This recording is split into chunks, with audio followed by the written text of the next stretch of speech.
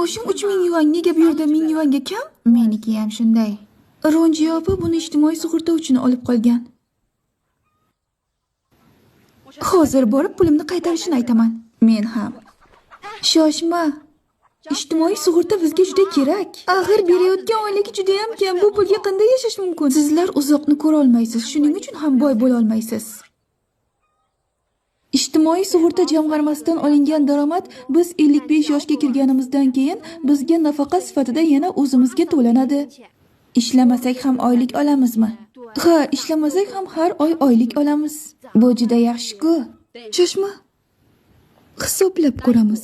Maoshimizdan 1500 yuandan ushlab qolishsa, 1 yilda 18 ming, 20 yilda 360 ming yuan bo'ladi. Bu pullarni 55 yoshimizdan keyin oyiga 1000 yuandan to'lashadigan bo'lsa, 30 yilda qaytarishar ekan, ya'ni 85 yoshimizgacha.